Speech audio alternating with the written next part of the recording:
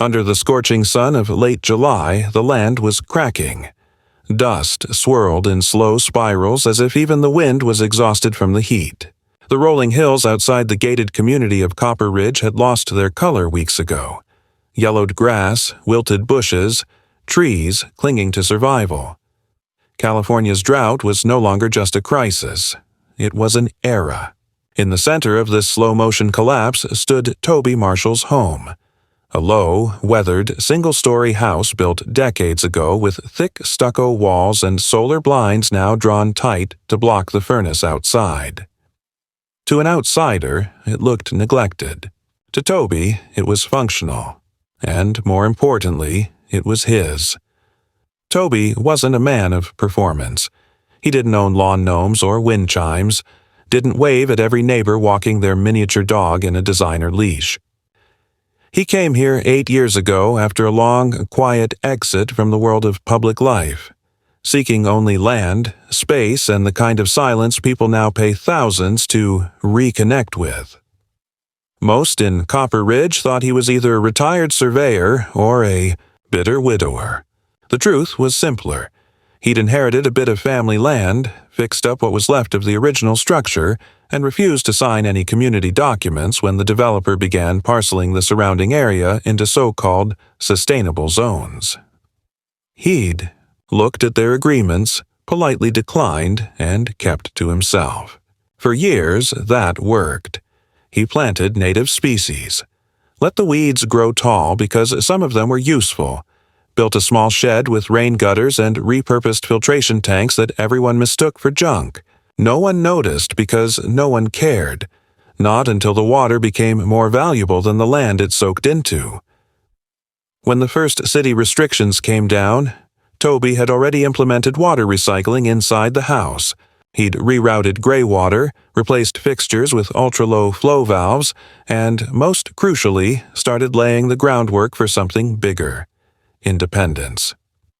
No one from the Ridge's Community Water Oversight Board paid attention. They were too busy installing sensor-enabled irrigation for the golf lawn yards, writing polite letters to residents about hose usage, and holding open-air meetings where wine was served and solutions were printed on glossy postcards. It wasn't until Toby stopped using their system altogether that they even remembered his name. The first notice came folded neatly in a white envelope slipped under his gate. No postage. Just a name, Marshall, and a reference number. He read it while standing in the shadow of his porch. It stated that due to regional compliance with new water distribution policies, his property was being evaluated for irregular consumption metrics and was scheduled for a temporary shutoff. No date, no appeal. It was deliberate. He checked the outdoor tap. It was already dry. Toby didn't react. He folded the letter, walked inside, and poured a glass from his undersink purifier. The silence in the house was complete. Even the swamp cooler had given up. He sat at the table, drank slowly, then made a single call to the contractor who owed him a favor. They had spoken months ago when Toby helped him trace a boundary issue for a fence installation. "Remember that solar pump setup we discussed?" he asked. "Yeah, it's time." The next day, the sun rose like an accusation. As morning heat layered over the hills, a flatbed truck appeared near Toby's property. No decals. No crew in matching polo shirts. Just one man and a lot of steel. They worked with quiet efficiency, digging near a shaded spot on the western edge of his property where Toby had mapped a narrow aquifer. A 5,000-gallon cistern arrived 2 hours later. Not a fancy one, no off-the-shelf home store unit. This was surplus agricultural gear, repurposed with precision. Next came the panels. They were bolted to steel frames Toby had welded himself last fall. From the hill across the street, someone was watching. Not openly, of course. Copper Ridge was built on the illusion of privacy, but here privacy had rules. June Miller, section lead of compliance, wrote her first report on Toby that afternoon. Unauthorized mechanical installation. Suspected violation of water self-provision clause. She printed 2 copies, left one on her dining table, and hand-delivered the other to the woman who needed it most. Karen Campbell had not always been the chairwoman. She had started like most residents, with money and too much time. Her home was the largest, her pool deepest, her hedges trimmed in perfect symmetry by an underpaid crew she referred to as her boys. Her husband, a real estate consultant with exactly 0 clients in the last 5 years, now spent his mornings shirtless by the pool and his afternoons giving unsolicited advice at HOA meetings. Karen, meanwhile, had found purpose in order: water quotas, uniform fencing, mulch types. She enforced them all with the zeal of a prophet. The idea that someone could live in Copper Ridge and operate a private water system not approved by the board was not just irritating to her, it was sacrilege. She read June's report while sipping lemon water through a metal straw.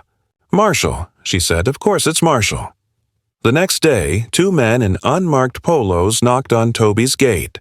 They identified themselves as part of the Water Management Field Unit, contracted by the Regional Planning Committee.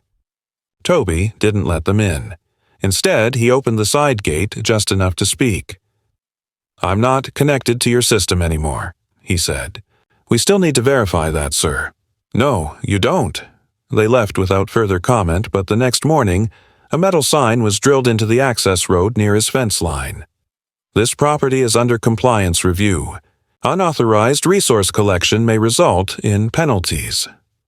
Toby didn't take the sign down. He built a taller fence behind it. Over the following week, neighbors began to notice something odd. While their lawns browned and planters dried up, Toby's property remained steady, muted green, not lush, but alive. A few residents approached him when he was outside repairing a section of pipe. "What's your secret?" they asked, half joking. He told them the truth. "I use what I own, nothing more." Word spread. Karen's irritation turned to fury. She began drafting a proposal, Emergency Ordinance 9B, that would allow the board to mandate equitable redistribution of privately sourced hydration resources in times of civic emergency. She spoke at a board meeting, not with facts, but with emotion. "Community isn't about one man digging a hole and hoarding water like some backwoods pioneer," she said. "It's about unity. It's about shared responsibility." The proposal passed preliminary review, but Toby had already seen it coming. A week earlier, he'd contacted a water rights attorney in Sacramento. The man was expensive and blunt. "You'll need to prove they're targeting you because you're independent," the attorney had said. "They are. Then document everything, and if they move on your supply, call me." Toby documented and waited. The water in Copper Ridge kept drying. The trucks stopped delivering to the community garden. The community pool closed 2 weeks early. And Toby's plants, silent as always, kept reaching toward the sun. They didn't bloom. They endured. By the time the second letter arrived, slid under his gate like some passive-aggressive threat wrapped in corporate politeness, Toby didn't bother opening it right away. He already knew what it would say. The timing was too perfect, the pattern too familiar. It had been exactly 11 days since he installed the solar pump and connected the tank. Since then, he'd received 4 informational packets from the board, 2 drop-in visits from vaguely titled field compliance observers, and 3 identical surveys about residents' preferred water-sharing frameworks. All of it was a slow tightening of the noose, wrapped in paper, sealed with logos, and delivered with a forced smile. Toby had seen enough institutional pressure in his younger years to recognize when someone was trying to crush resistance without calling it that. When he finally unfolded the letter, sitting on his porch in the glow of the early evening sun, it was signed directly by Karen Campbell. No preamble this time. No draft language. Just a single cold paragraph informing him that his water tank had been categorized as a critical excess storage unit under Emergency Ordinance 9B. Effective immediately, he was to provide a minimum of 250 gallons per week to the Community Water Assistance Program, managed by the board. Access instructions would be delivered separately. Non-compliance, the letter noted, could lead to fines and potential civil review. Toby read it twice, then burned it in the grill beside him. The next day, a crew showed up at the edge of his property with a plastic storage unit on wheels, a clipboard, and bright orange vests. They didn't come to talk. They came to measure. One of them began pacing along the fence while the other opened the container and removed a flexible hose, the kind used for siphoning fuel or wastewater. Toby didn't ask questions. He didn't yell. He simply walked out with his camera, not a phone but a full-frame DSLR, and took photographs of everything. The men, the hose, the container, the printed instruction sheet labeled Parcel MSH 27 Extraction Order. The crew noticed. One of them hesitated, the other called someone on a radio. Within minutes, they packed up and left. That evening, someone tagged the fence with spray paint. Not graffiti, just a phrase: share or burn. It was sloppily done, black on wood, almost childish in its rage. Toby painted over it in the morning, using an old can of desert tan that didn't quite match. He didn't report it. He didn't need to. By then, the lines had been drawn, and he was no longer part of the neighborhood. He was its target. What Karen hadn't anticipated was that Toby wasn't a man who could be baited. He didn't argue in community meetings. He didn't file countersuits. He didn't show up waving papers or shouting into microphones.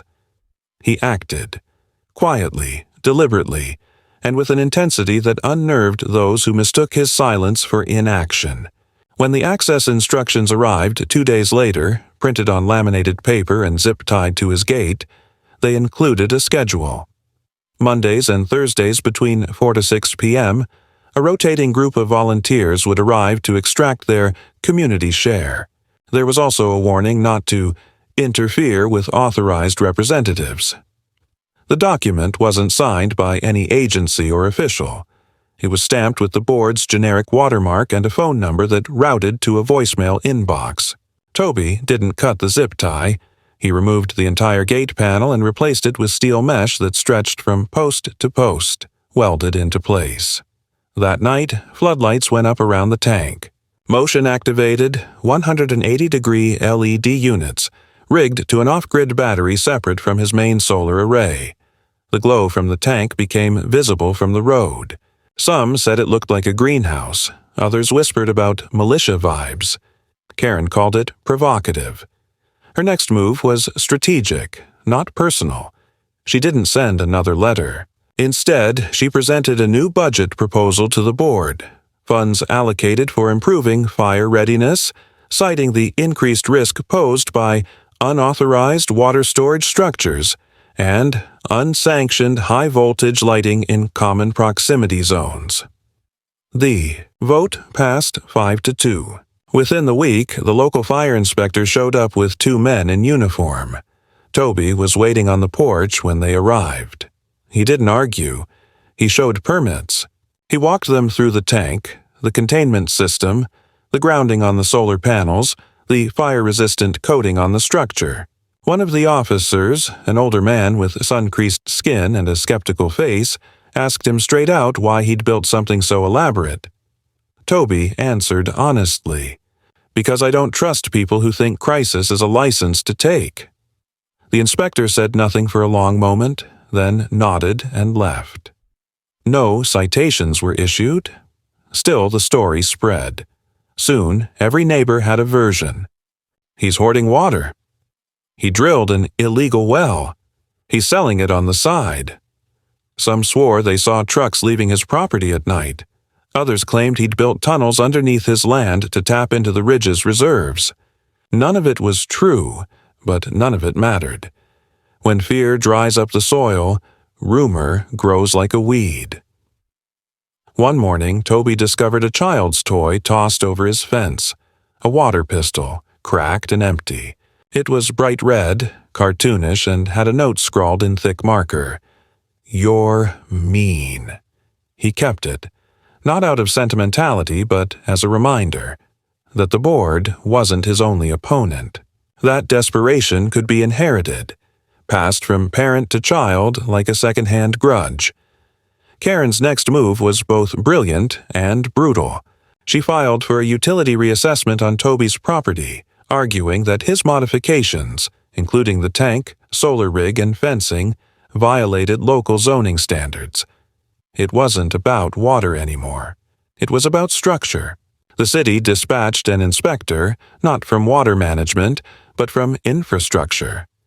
He arrived alone, clipboard in hand, polite but wary. Toby walked with him in silence, watching as he measured setbacks, checked clearances, took photographs. The inspector didn't comment until he reached the pump housing. "You built this?" Toby nodded. "It's better than most of what I've seen from licensed crews." "Thank you." The man paused, flipped a page on his clipboard, and said something Toby didn't expect. "I'm going to write this up clean, but they'll try again. Just so you know." Toby nodded. He did know. That weekend, the neighborhood meeting turned into a shouting match. Karen, standing beneath a string of dim patio lights, read aloud the city's decision. No zoning violations found, no penalties applied. She was met with silence. Then murmurs, then complaints, from those who still couldn't water their roses, who were paying triple for trucked-in water while Toby's garden remained alive. Someone suggested organizing a neutral redistribution team. Someone else floated the idea of a lockout, a petition, a restraining order.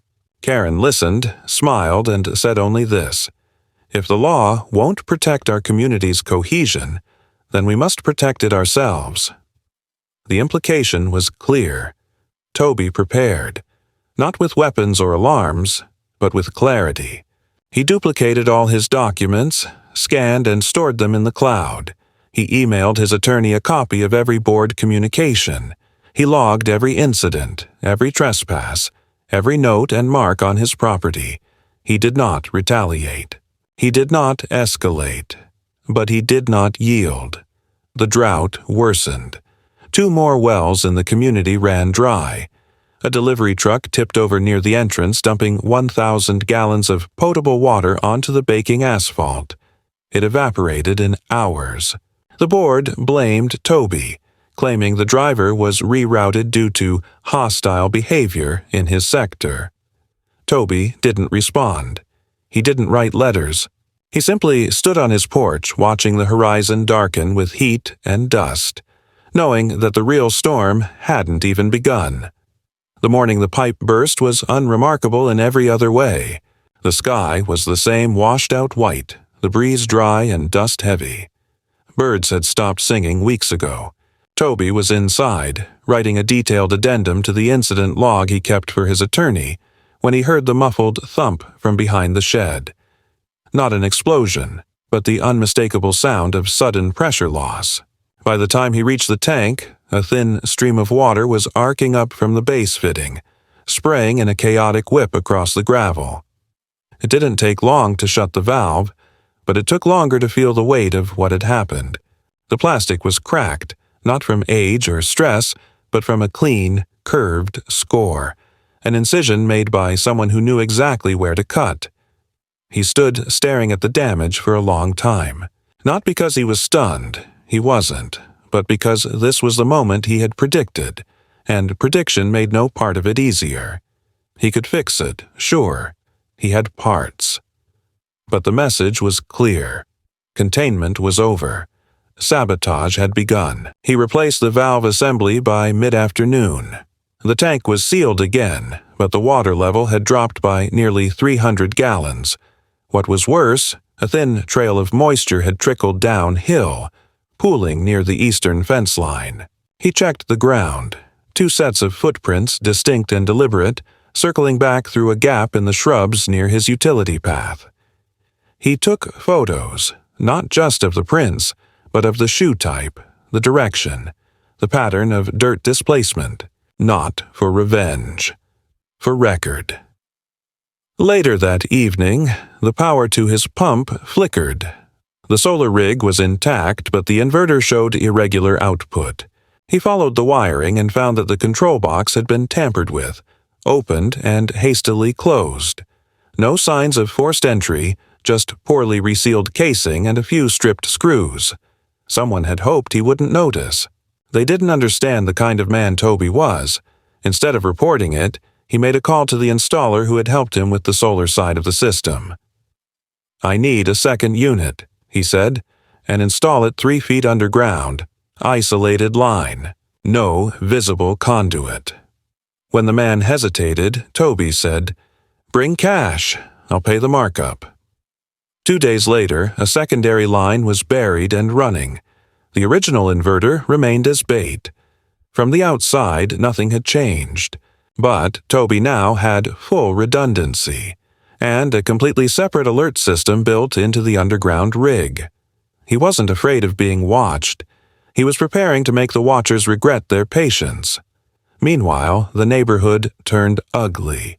The Ridge's community board issued a public notice via newsletter, couched in the language of safety, compassion, and concern. It warned that unregulated water systems posed risk to infrastructure integrity, to ecological harmony, and to psychological unity. The phrases were deliberately soft, the tone almost maternal, but beneath it was the unmistakable accusation. Someone was breaking from the herd.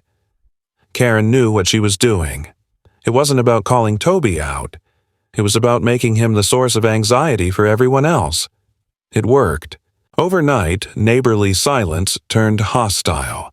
Toby's mail arrived soaked twice in 1 week. A package was opened and resealed with tape he didn't own. He noticed new faces walking the ridge trail behind his fence. Young, clean, silent. They never approached, just observed. On one occasion, a drone hovered overhead for nearly 7 minutes before veering off into the wind. Toby didn't shoot it down. He wanted them to believe they were being tolerated, not ignored. Then came the knock. Late at night, no headlights, no engine. Just 3 sharp raps on the front door. Toby didn't answer. He watched from the side window. 2 men, tall, both wearing jeans and nondescript jackets. One held a clipboard, the other had a flashlight pointed at his boots. They waited exactly 60 seconds before leaving. He followed them with a scope from the darkened corner of the house and saw them walk casually to the edge of the property and disappear on foot, as if they knew the area better than the people living in it. The next day, a printed note was found pinned to the mailbox post.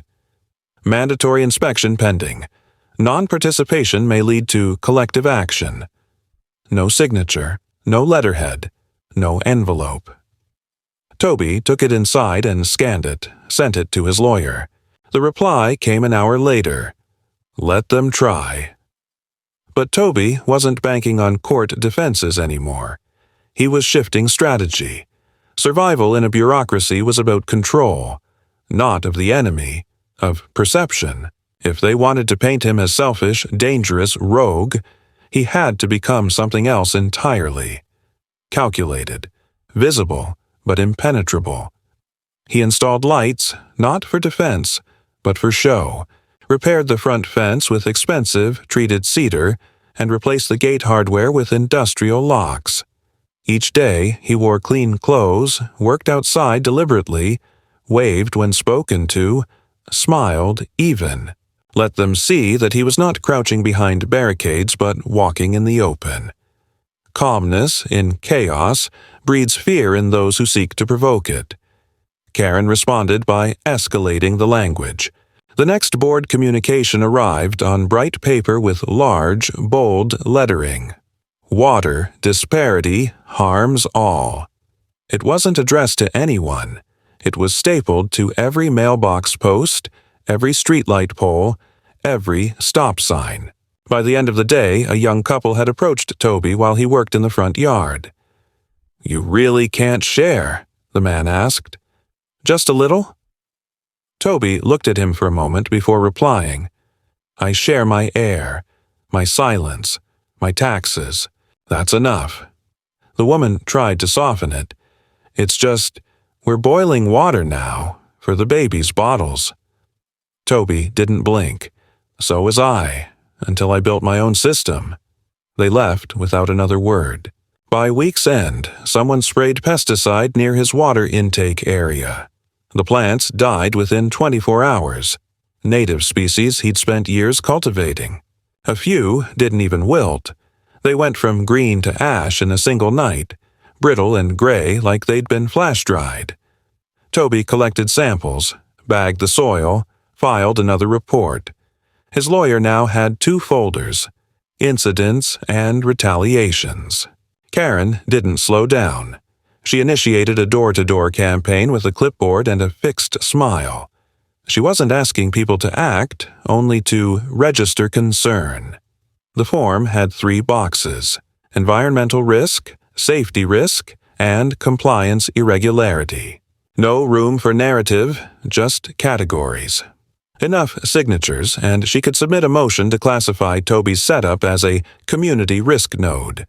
That designation didn't require court action, only board majority. Toby, meanwhile, adjusted his tank usage, reduced output. Let the green fade to beige. Not dead, just quiet. Enough to look like hardship. Enough to trigger whispers of empathy, maybe even guilt. At night, he watered the roots by hand from buried lines, never overhead. The illusion held. Then, just as Karen's plan neared its vote, the rain came. Not much, not even an inch, but enough to send runnels down the paved walks, to glisten the roofs with promise, to make children run outside barefoot. For one day, the ridge forgot Toby existed. They remembered what it meant to hope for water without strings. The next morning, the sky was clear again. The heat returned, but something in the board had shifted. Not fractured, but fatigued. Karen called for the vote anyway. Toby watched from his porch as residents filed into the meeting hall, some determined, others unsure, many just exhausted. He didn't attend. He didn't need to.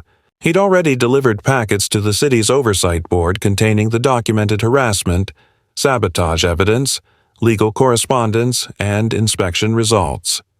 Every page a quiet scream of restraint. It wouldn't stop them from voting, but it would poison their victory. The results were announced 2 days later. Motion failed by 1 vote. Karen didn't smile at the press event that followed. She spoke softly about unity, thanked residents for their time, and left the podium with rehearsed grace. But her eyes, caught for a second in a photographer's flash, were furious. That night, Toby slept with the windows open, not because the danger was gone, because now they had to decide, either escalate and expose themselves fully, or retreat and lose face. He knew which path people like Karen always chose. The one they thought was subtle. The one they thought would leave no mark. He was ready for it. The first real silence in weeks came with the cancellation of the emergency board meeting. No explanation, no substitute date. Just a curt email from the community admin's office marked "Postponed, pending further review." For most, it meant nothing more than a brief reprieve from agenda items they barely skimmed. For Toby, it signaled something more deliberate. They were stalling, not because they'd lost interest, but because something behind the curtain had shifted, and the game, for now, needed a quieter face. He didn't celebrate. He watched. Days passed with unnatural calm. No letters, no inspections, no anonymous pamphlets stapled to stop signs. The neighborhood returned to a brittle version of normal. Overheated dogs walking tired sidewalks, sprinkler systems reduced to sputtering coughs, and garden beds covered in mulch as if hiding the death underneath would slow it. Toby continued his maintenance without spectacle. Recalibrated the pump intervals, flushed the filters, inspected the underground line with quiet precision. At night, he adjusted the timer on the motion lights to randomize intervals. Not because he feared they would come again, because he knew they would, and he wanted them unsure whether they were being watched or not. Then came the call from his lawyer, a short, clipped message with a name Toby didn't recognize and a request for urgency. "You're going to want to meet this guy," the lawyer said. "He's from the Water Oversight Office, not the local one. State level."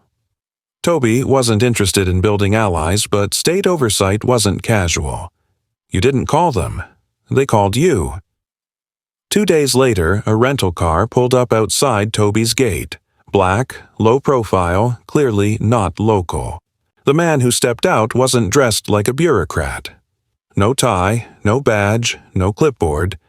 Khakis, a linen shirt, and a reusable water bottle hanging from his belt. His name was Ezra Locke. Mid-30s. Thin, quiet, with the kind of unassuming voice that made people underestimate him immediately. He didn't ask to come in, just leaned on the fence and talked like they were already in the middle of a conversation.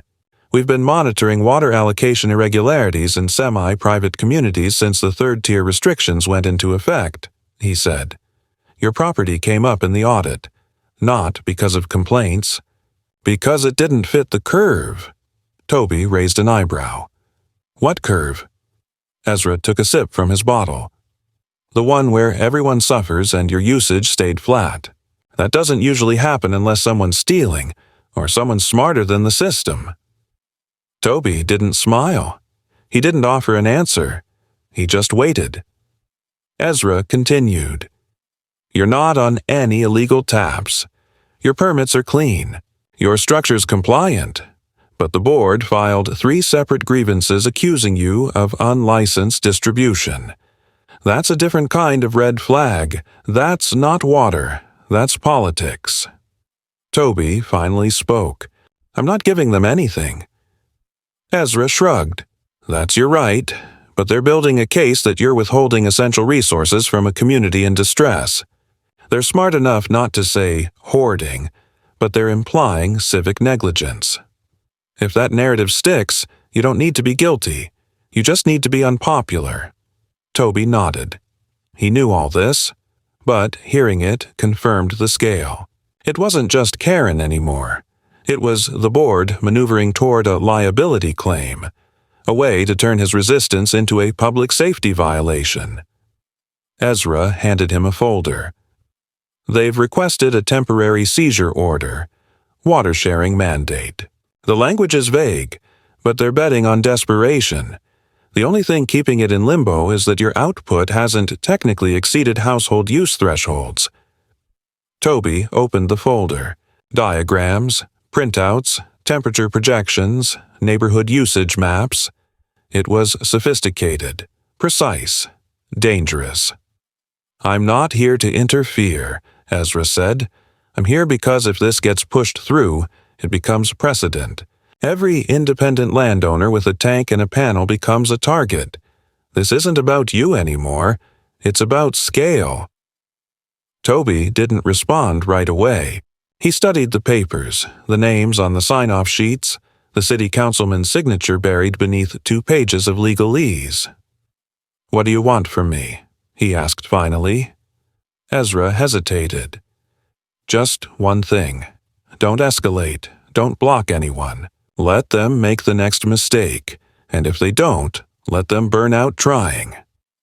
That night, Toby didn't sleep. Not because of fear, because of restraint. Every cell in his body wanted to lock the tank, build the wall higher, flood the neighborhood with evidence of what was happening. But Ezra was right. Escalation made him the problem. Endurance made him the standard. So he did nothing. The next morning, his front yard stayed dry. The plants kept wilting. He fed them water underground, slow drip, silent. The garden looked like it was dying. And it was. Just not in a way anyone could fix. By week's end, Karen returned. Not in person. Through proxies. First came the petition. Community Emergency Relief Framework. It wasn't a demand. It was a suggestion. Voluntary access to excess water reserves in the spirit of neighborly compassion. It passed with near unanimity. Only one house refused to sign. Then came the coordination texts, group messages, anonymous threads. Who has water to spare? Let's keep each other strong. Maybe ask the guy on the hill. He's got storage. Toby received 3 separate handwritten notes tucked into his gate, each one polite, each one implying that silence was cruelty. He didn't respond.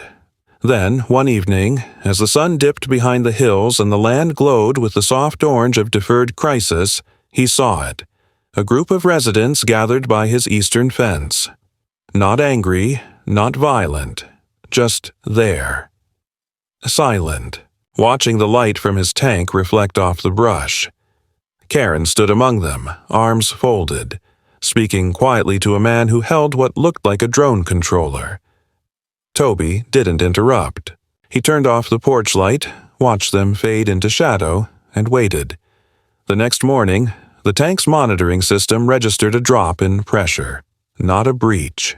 Just a sudden draw, like a hose had been attached, pulled 50 gallons and detached cleanly. No damage, no trace, just missing water. He checked the perimeter. Found nothing. But near the tank's base, embedded in the gravel, was a small piece of foam. Smooth, synthetic, precision cut. A gasket. It had fallen during removal. Toby held it in his hand, turned it over slowly, and understood. They weren't asking anymore. They were taking. He logged the incident, called his attorney, sent a message to Ezra. They crossed it, he wrote.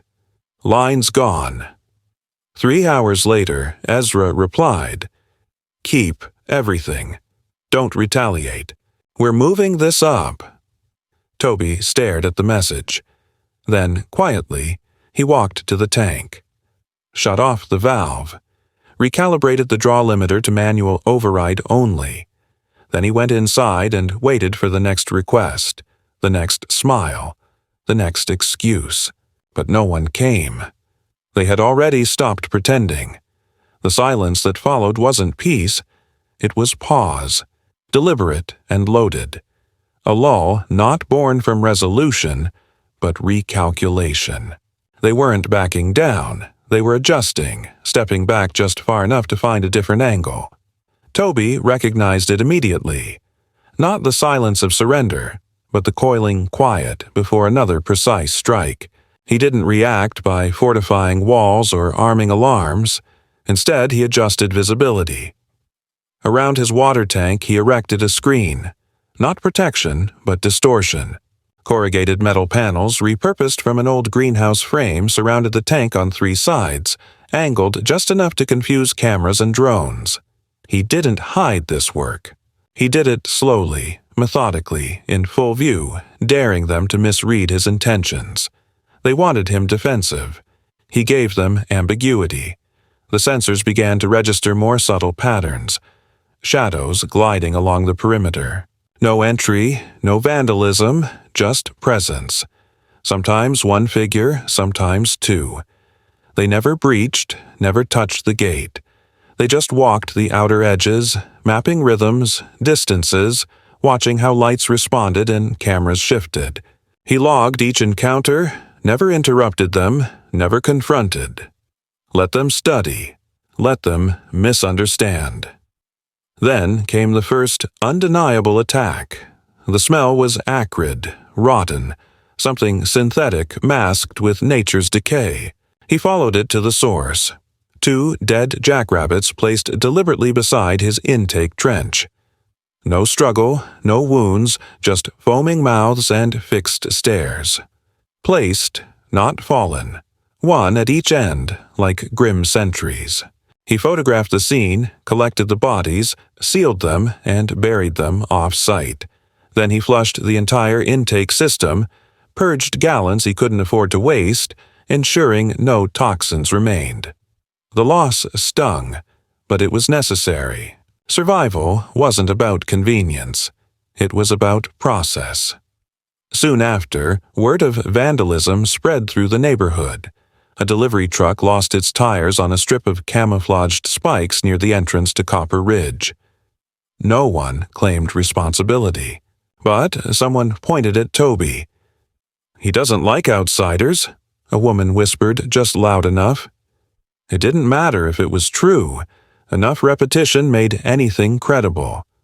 The phrase, "he's dangerous," began to circulate. It didn't show up in board reports or newsletters. It arrived in glances, in the sudden stiffness of backs when he walked past. He didn't try to stop it. He documented everything. Then the board introduced something new, the Community Resilience Survey.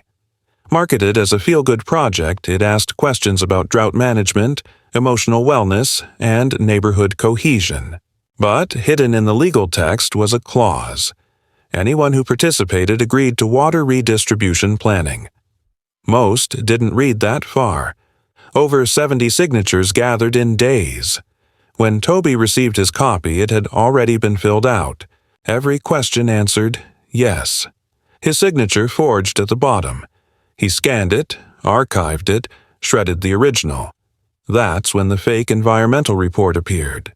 A document produced by an independent ecological consultancy, a shell company linked to Karen's extended family, claiming that Toby's tank posed microbial risk, that his filtration system was uncertified, and that surface runoff from his garden could lead to community-level soil destabilization. The report was published on the community website with bold headlines and passive-aggressive language. An early warning for us all, it said. Science wasn't the point. The point was to create fear disguised as information. Then he came home to find his gate wide open. Not broken, not forced. Just left ajar, casually, like someone had wandered in and hadn't bothered to close it. A small, quiet violation. The implication was louder than any shouting match. Boundaries meant nothing. The message had changed from persuasion to psychological attrition. They weren't trying to win anymore. They were trying to make him tired enough to fold. And then came the attempt.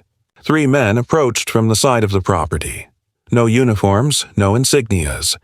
One carried bolt cutters, another a coiled hose, the third a clipboard. They didn't sneak. They didn't hurry. This wasn't vandalism. It was planned, coordinated. They were there to extract. Not request, not negotiate. Take. Toby didn't call out. He didn't panic. He simply walked outside, phone raised, camera already rolling. Not a word spoken. He circled them slowly, capturing each face, every movement. The man with the clipboard began to speak, likely some prepared justification, but Toby kept filming. The one with the hose tried to step back into the brush. Too late. He was already recorded. The men retreated in silence. No confrontation, no threats. They disappeared into a waiting SUV with taped-over plates and were gone. Toby checked the tank. No tampering yet. But they'd been minutes away from latching onto the outflow and draining half his reserves. He added the footage to the archive, sent copies to Ezra and his attorney. Ezra's reply was concise. "This is enough. Going federal. Don't engage. They've violated state protection lines." The next developments were more desperate. A new initiative spread across the neighborhood. Small white and green flags appeared on lawns, pinned into dried-out soil. A water droplet logo. Karen's latest brainchild. One tap, one table. Branding unity. Selling solidarity. But it was meaningless. A slogan printed on polyester while roots shriveled beneath the surface. Toby watched. His own yard now looked no different from theirs. Browned leaves, thin stems, dry mulch. He let the outer layer decay. Not from surrender, from strategy. Beneath the visible surface, drip irrigation still fed the roots. Life was happening where eyes couldn't see it. Let them believe his system was failing. Let them hope. Hope softened people. It made them sloppy. He no longer needed to defend. They were unraveling on their own. Their tactics exposed themselves. The fake reports, the sabotage, the trespassing. One more attempt, and it would all be public. Not because he wanted to humiliate them, because they'd built their entire operation on silence, and he had documented every word they'd never say out loud. He didn't need revenge. He needed sunlight, and it was coming. The trigger didn't come with a sound, a confrontation, or a new letter. It came as a file, an email attachment forwarded from Ezra. The message was short. "This broke open. You'll want to see it." The file was a scan of an internal memo, not meant for public circulation, pulled from the shared drive of a water services subcontractor affiliated with the board. It detailed a proposal drafted by Karen and approved by 2 board members, requesting an emergency transfer of authority over Toby's water system to a temporary neighborhood stewardship task force, citing drought-related instability and inconsistent cooperation with voluntary relief efforts. It wasn't just a plan. It was a map, a series of timestamps, legal loopholes, and technical maneuvers designed to seize and reallocate control of private water systems under a clause hidden deep within a land use annex that had been amended without community vote. It was all there in grayscale PDF, the signatures, the false data about usage volumes, and a proposed contract to have an outside contractor service the tank, which included authorization for unscheduled adjustments to private distribution. Systems. Toby stared at the screen, not with disbelief, but with calm calculation. They had written their theft into policy. They had embedded it in technical language, buried it in obscure clauses, and now they were moving on it. Not with a lawsuit, not with a vote, but with administrative quiet, paperwork filed in the dark through back doors, under names that wouldn't survive sunlight. This wasn't sabotage anymore. It was appropriation masked as governance. He didn't call Ezra right away. He printed the document, placed it into a folder, and added it to the archive. Then he reviewed every piece of footage, every photo, every form and scan he'd collected since the first notice appeared at his gate. What he saw wasn't a series of incidents. It was a pattern. Calculated escalation, coordinated pressure, the careful shaping of a narrative. He didn't need to build a case anymore. The case had already built itself. The first sign that something had shifted came when the neighborhood's administrative email address started returning errors. Communications bounced. Inquiries vanished. The newsletter didn't arrive. The forum page where residents usually posted complaints and announcements went offline without notice. Then a new message appeared on the bulletin board by the entrance gate. Maintenance ongoing. Board resources temporarily unavailable. Typed. Laminated. Stamped with a generic watermark. It said nothing, but it screamed retreat. But retreat wasn't surrender. It was cover. That same week, a dark sedan pulled into the far end of the cul-de-sac where Toby lived. It parked for hours, engine off, windows rolled up. No movement, no sound. He watched from the house through binoculars, saw no plates, no company logo. It didn't move. It didn't have to. It was theater. Pressure by presence. A reminder that they were still watching, still planning, still invested in forcing his compliance, even if now they had to do it behind tinted glass and with silent engines. Toby didn't flinch. He called no one. Instead, he made a copy of every document in his archive and sent it to 5 different inboxes: Ezra, his attorney, 2 state environmental watchdogs, and 1 contact in the Office of Regulatory Integrity. No introduction. No message. Just files titled simply, Water Conflict Evidence, Copper Ridge. He didn't wait for confirmation. He went outside, cleaned the tank's intake grate, refitted the valve seals, and worked as if nothing had changed. Because nothing had, except now. They were the ones hiding. A few days later, Ezra sent a message. Review initiated. You'll be contacted. Don't speak to the board. Let them speak first. Then the silence returned, thicker than before. But it wasn't absence. It was tension. Not a calm before impact, but the knowledge that something had cracked beneath the surface and hadn't yet risen. Then it happened. Toby awoke to find the front of his property cordoned off with orange tape and a sign stuck into the soil by his fence. Infrastructure emergency. Area under safety review. No insignia.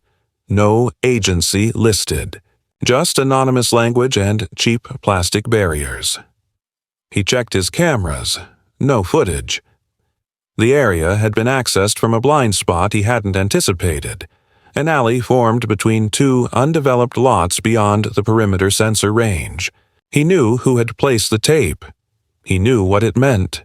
Not an emergency. An attempt to frame one. But this time, Toby didn't wait.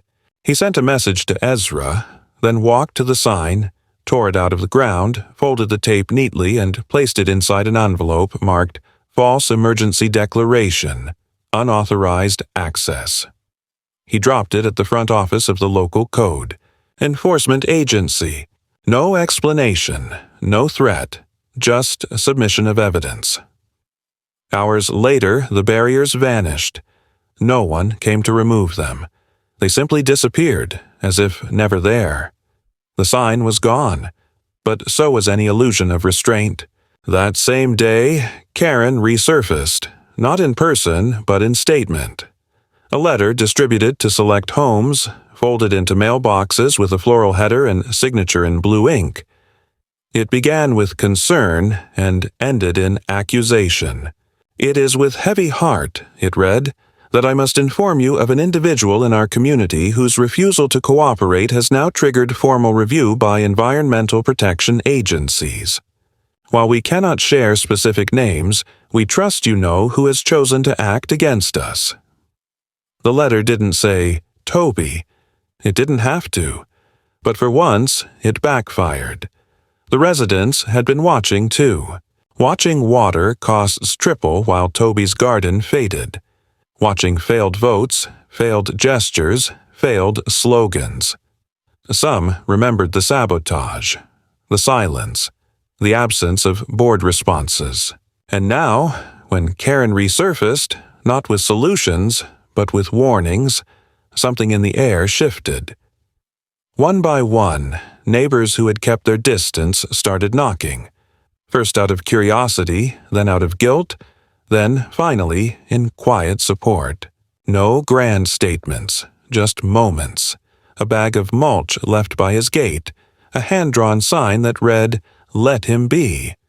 A boy delivering groceries with a note attached. "My dad says thanks for not giving up." Toby didn't react. He accepted none of it. But he didn't reject it either. The tide was changing, and he wasn't about to direct it. He only needed to let it rise. Then the real shift came. An official inquiry notice, this time not from Karen or the board, but from a state investigator. A formal letter.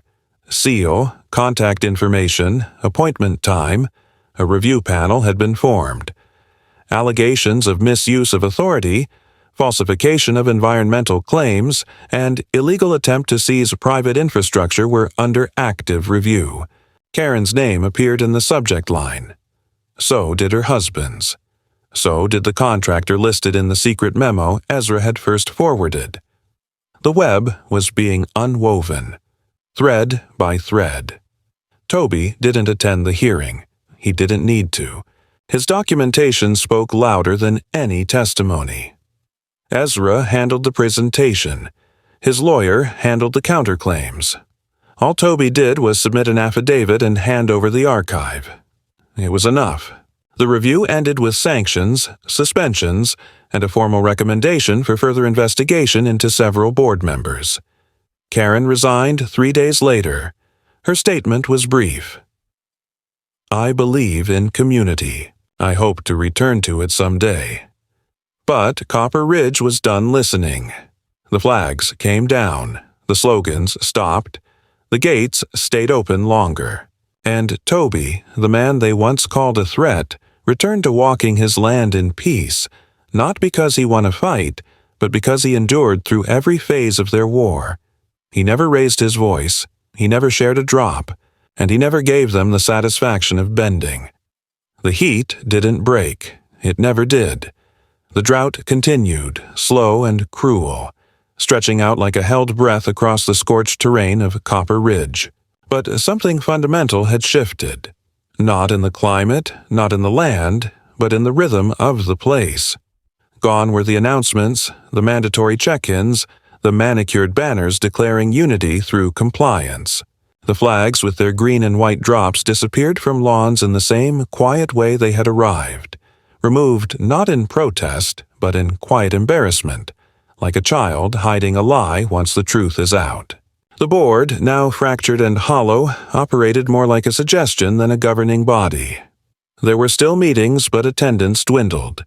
Minutes stopped being published. Karen's name was no longer spoken with reverence or anger. It simply vanished, dissolved from the language of the place, a ghost that no one wanted to admit had ever held power.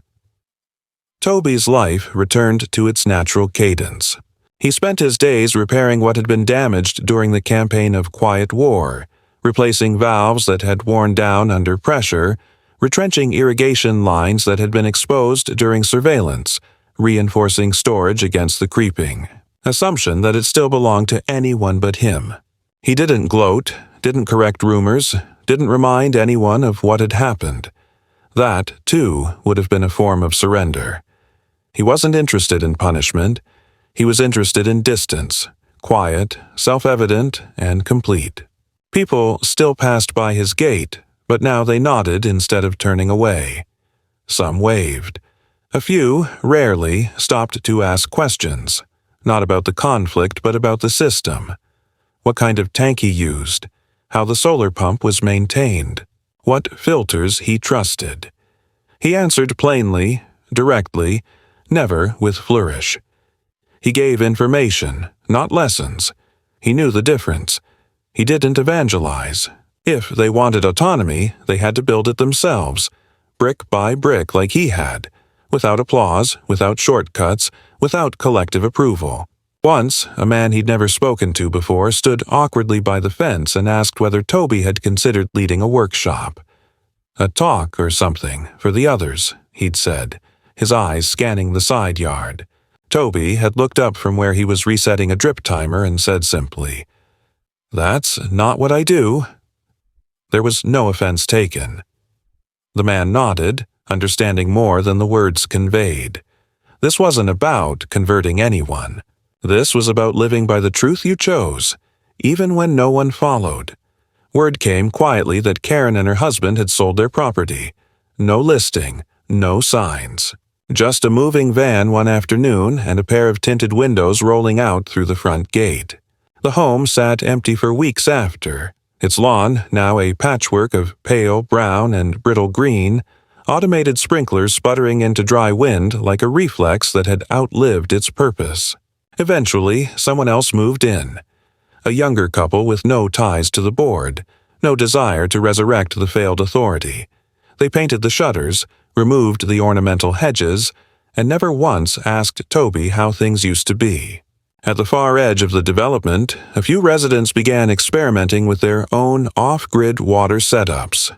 Nothing as comprehensive as Toby's, but steps in the same direction.